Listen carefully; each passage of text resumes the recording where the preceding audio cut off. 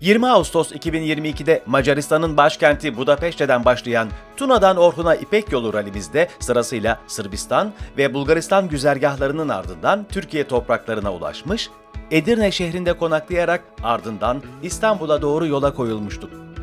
Tüm araçların toplanma noktası olan Dolmabahçe Otoparkı'na varışıyla birlikte rallinin ilk etabını tamamlamış olacağız. Diğer araçların gelişiyle Dolmabahçe Otoparkı'nda toplanmaya başlıyoruz. Burada bizleri klasik Mercedes kulübü karşılıyor. Dolmabahçe Otoparkı'nı adeta bir renk cümbüşüne çeviren zamanının en dikkat çekenleri klasik otomobiller izleyenlere nostalji ve keyif dolu saatler yaşatıyor.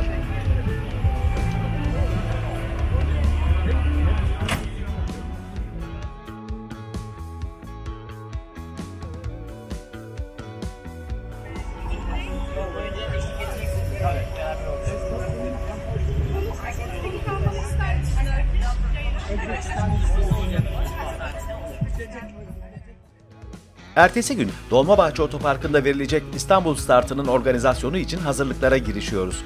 Duruma uygun olarak trafikle koordinasyon sağlanıp alana gelecek ve sergilenecek tüm araçların yerleşim yerleri belirleniyor. Bunun yanı sıra sahne ve protokol hazırlıklarını da tamamlayarak oldukça iyi bir şekilde bir sonraki güne hazırlanıyoruz. Araçlar start için yerlerini almış durumda ve keyifli bir maceranın başlangıcını sabırsızlıkla bekliyorlar.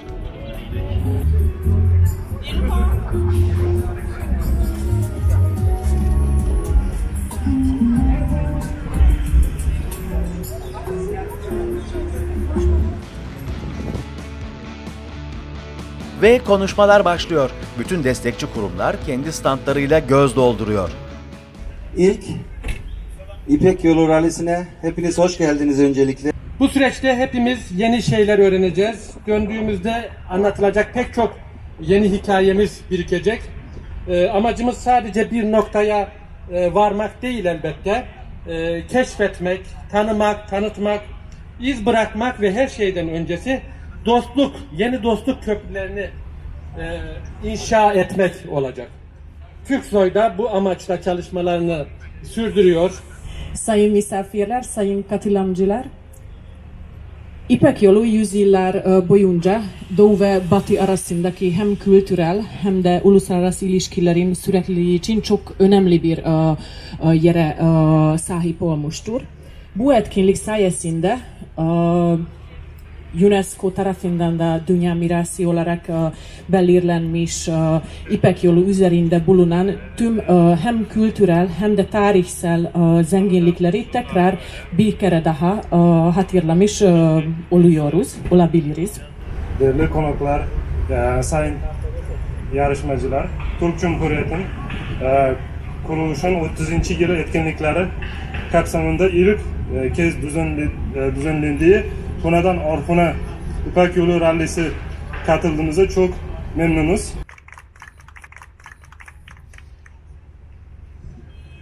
Değerli misafirler, sevgili yarışmacılar. TÜİTÜRK olarak 12 yıldır Doğu Batı Dostluk ve Barış Rallisi'ni destekliyoruz. Bu yılda ayrıca Silk Road İpek Yolu Rallisi'nde yer almaktan dolayı çok mutluyuz.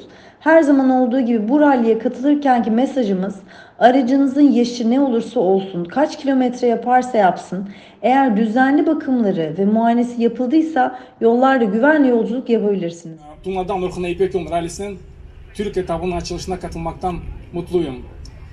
Bizzat bu rallinin Türkiye Cumhuriyeti'nin 30 bağımsızlığın kapsamında etkinlik kapsamında oluşturduğu için çok önem veriyoruz buna ve bu rallinin tarihi, kültürel, turistik bağların güçlendirme katkı sağlayacağına inanıyorum. Öncelikle hepiniz hoş geldiniz. Doğu Batı Dostluk Rallisi'nin bu yılki gerçekleştirdiği bir başka önemli etkinliğe birlikte tanıklık etmekten dolayı şahsım ve şirketim adına çok mutlu olduğumu ifade etmek istiyorum. Asya ile Avrupa'yı birleştiren güzel şehrimiz İstanbul'a hepiniz hoş geldiniz tüm katılımcılar. Tuna'dan Orhun'a İpek Yolu Rallisi gerçekten heyecan verici bir ralli. Biz Doğu Batı Dostluk Rallisi'ne de sponsorluk eden Türkiye'nin lider akaryakıt dağıtım şirketi olarak, OPET olarak sizleri selamlıyorum. Klasik Mercedes-Benz Kulübü Türkiye olarak son yıllarda uluslararası organizasyonlarda katılmamıza olanak sağlayan ve bu senede ilk defa düzenlenen Tuna'dan başlayıp Orhun'a kadar uzanan 9100 kilometrelik bir yolu gönül yolculuğuna çeviren bütün ekiplere ve katılan herkese çok teşekkürler. Destek sağlayan herkese çok teşekkürler. Nadir Serin'i alkışlarınıza buraya davet etmek istiyorum. Nadir dostum buyur.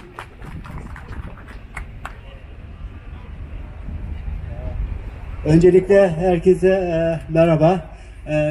Gerçekten Bilal Bey'in de bahsettiği gibi biz de 2019 yılında bu projeye başladık Türksoy'la birlikte. Katılımcıların konuşmalarının ardından ayrılık vakti geliyor. Organizasyona katılan konukların start vermesiyle birlikte direksiyonlarımızı polis eskortu eşliğinde İstanbul Kartal'a doğru çeviriyoruz. Evet, artık İstanbul start günü yaklaştı. Gerçekten Dolmabahçe Sarayı'na, otoparkına güzel bir etkinlik alanı oluşturuldu. Burada Türkiye Klasik Mercedes Kulübü de bizimle beraberdi her sene olduğu gibi. Biz Dolmabahçe'den startı verdik ve bir sonraki durağımız Bursa'ydı.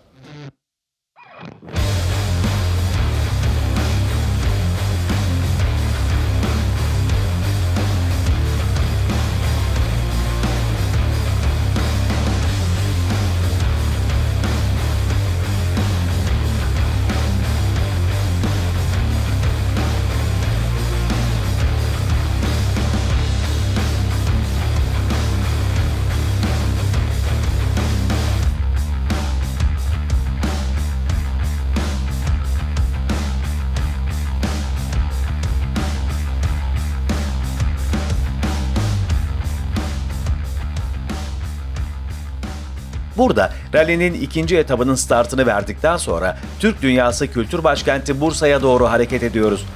Bu sefer değişiklik yaparak Bursa'ya feribotla gitmeye karar veriyoruz. Pendik Limanı'na varıyoruz ve feribotu beklemeye başlıyoruz.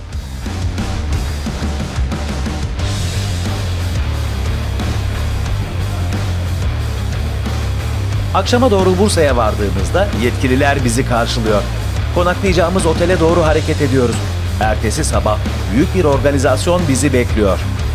Bursa'da ilk günümüzde kahvaltı için Merinos Kültür Merkezi'ne gideceğiz. Yarışmacılar toplu kahvaltı için konvoy halinde ilerliyor.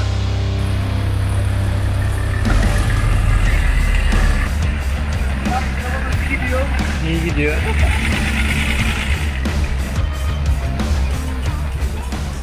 Daha sonra şehir meydanına hareket ediyoruz.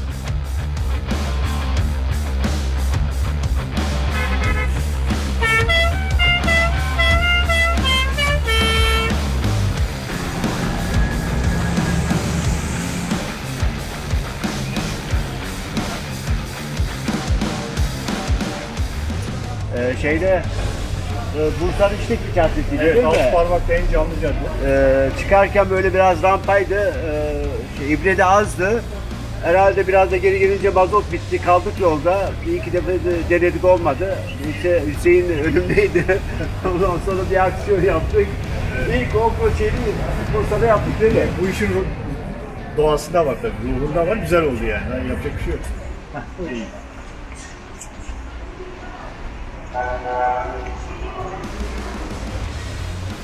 Ne yapacağız? Şimdi araba çalışacak. Ha, araba çalışacak, evet.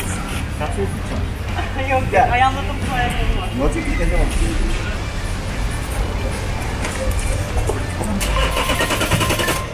Bir daha. Ha, alacaktı. Aldı. Gördün mü? İlla bir bayan eli değmesi gerekiyormuş. Aldım eyvallah. Her tarafta insanlar ve çocuklar. Bursalılar gerçekten görülmeye değer bir coşkuyla bizi seyrediyor. Burada. Öncelikle kısaca sizi tanıyabilir miyiz efendim? İsmim Nadir Selim, Doğu Batı Dostluk ve Barış Rallisi Derneği Başkanıyım. Çok eğlenceli. Hiç olduk. Bir kişi yoldan mı aldınız? Toplayarak geliyoruz.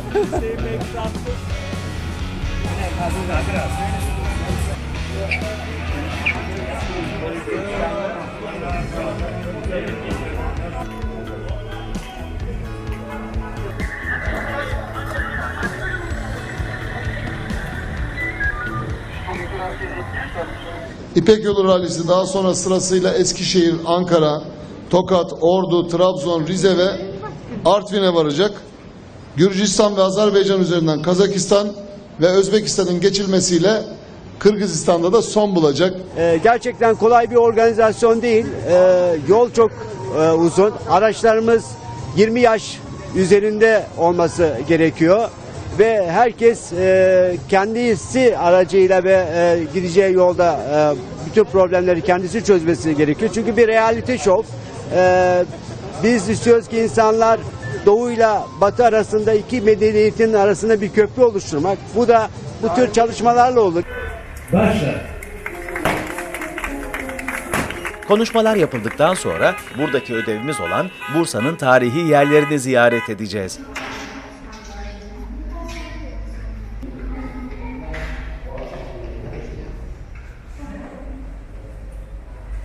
Yorucu ama keyifli bir Bursa tarih ve kültür rallisinden sonra artık dinlenme zamanı.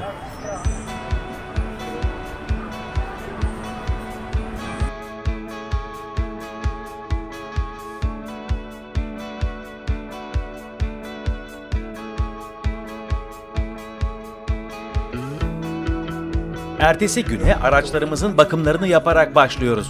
Problemli aracımız Peugeot'un şanzımanı yağ kaçırdığı için her 300 kilometrede bir kontrol etmemiz gerekiyor. Şanzıman yağı kaybediyordu. Bir iki defa da böyle problem çıkarttı. Şimdi buna şanzıman yağı koyacağız. Orada acayip ücret bir yer. Şöyle. Dolduğunu nereden anlayacağız? Taştığı zaman. Çok küçük yapmışım değil mi? Olsun. Kaçmamak için işimiz lazım.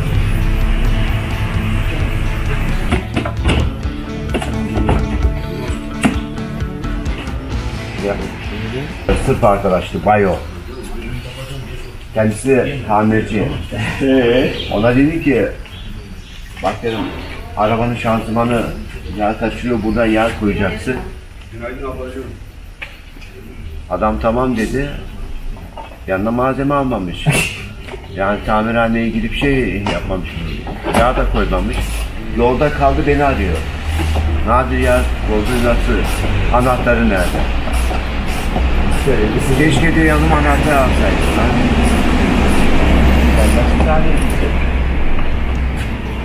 Buna biraz biraz yağ koymak lazım. Dur, sende var. Aa, burada lan. Servo. Aa, bu direksiyon ya. Ha, bak buydu. Direkt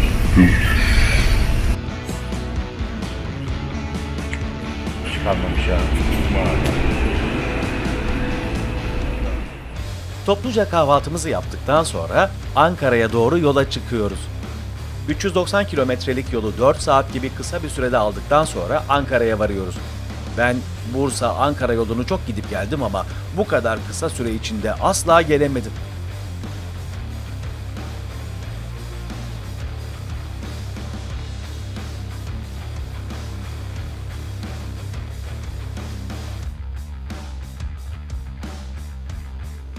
Keyfimiz kısa sürüyor. Ankara'ya girişte Angelika'nın kullandığı araç bir kaza atlatıyor. Araç bariyerlere çarpıyor. Hani derler ya, cana gelmesin mala gelsin, işte tamamen bunu yaşıyoruz. Aracın sağ tarafı komple hasar görmüş, iki tekerlekte patlamış durumda. Ufak bir kaza atlattık. Herhangi bir cana mala geldi de cana bir şey gelmedi. O da şansımız. Bakalım şimdi çekici gelecek, çekiciyle tamirhaneye çekeceğiz. Bu tür durumlarda sürekli başvurduğum Şaşmaz Otosanayi'ndeki Artem Oto'dan Müslüm Usta'yı arıyorum. Durumu anlattıktan sonra aracı çekiciye yükleyip yola devam ediyoruz. Şaşmaz'a ne kadar götürdün? 300 lira. Tamam.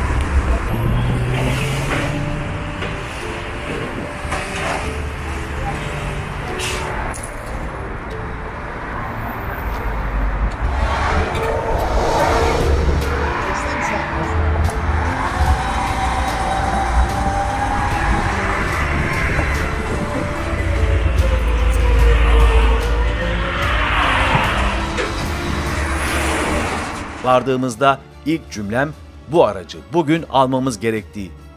Gerçekten sanki acil servise girmiş hasta gibi 6 kişi, Müslüm, Orhan ve Ercan ustalarla birlikte diğer arkadaşlar muhteşem bir çalışmayla aracı bitiriyorlar. En büyük sevincimiz ise aracın alt takımlarında fazla bir hasar olmaması.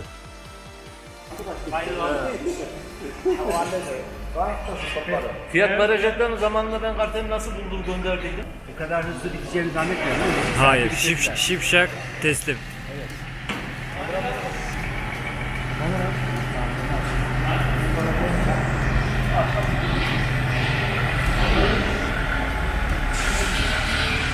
Sabahın ilk ışıklarıyla birlikte otelden ayrılmak için hazırlık yapıyoruz. Bugün Okçuluk Federasyonu'nda geleneksel okçuluk ödevimiz var. Babası nerede babası ya? Tam rallici ya.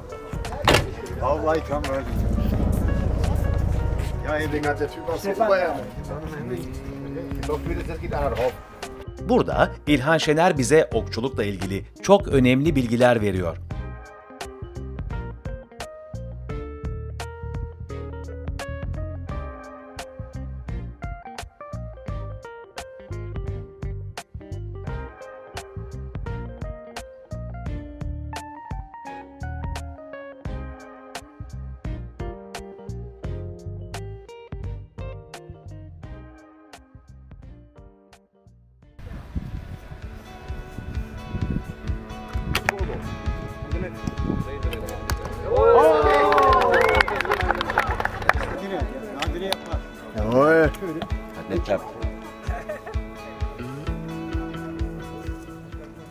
Daha sonra atlara biniyoruz.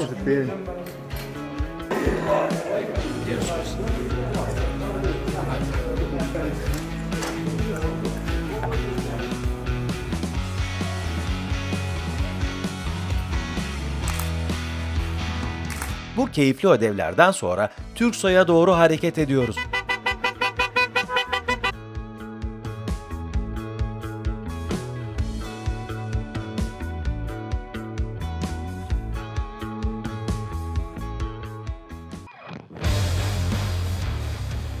Artık Ankara'da son saatlerimiz. Ordu'ya doğru yola çıkma zamanı. 4 gruba bölünüyoruz. Buluşma noktamız Ordu.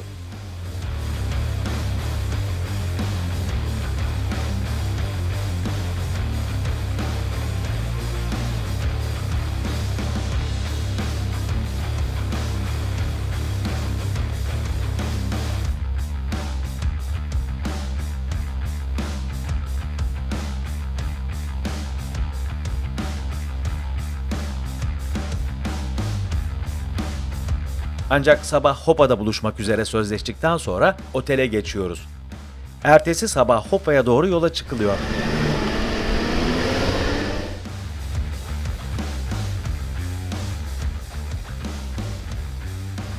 Yolda Giresun Jandarma Komutanlığı bize sürpriz bir karşılama yapıyor.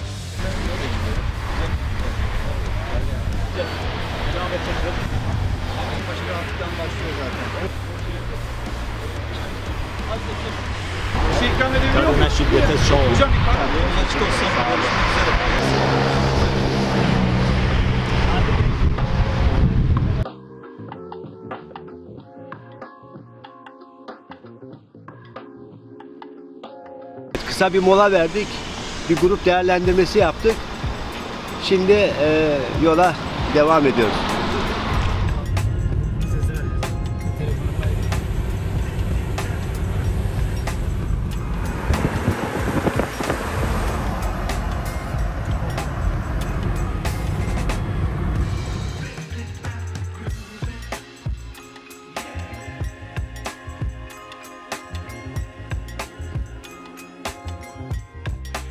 Akşam Hopa'ya varıyoruz. Hoş geldiniz Hopa'ya. Burası bir uç beyliği diyoruz. Türkiye'nin doğudaki Karadeniz'le bağlayan yeri diğer ülkelere. Farklı coğrafyası var. Gezilmesi, görülmesi gereken yerlerden bir tanesidir Hopa.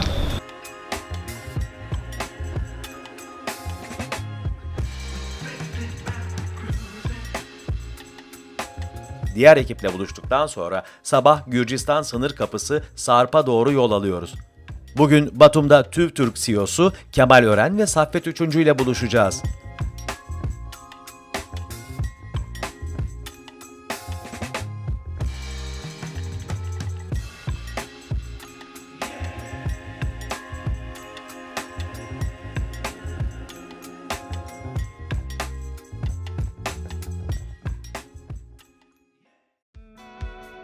Valla Türkiye zaten bir cennet bizim için. Sarp Gümrük kapısındayız. Birazdan Gürcistan'a gidip Batum Tiflis yolculuğumuza devam ediyoruz. Geldik. Artık son duraktayız.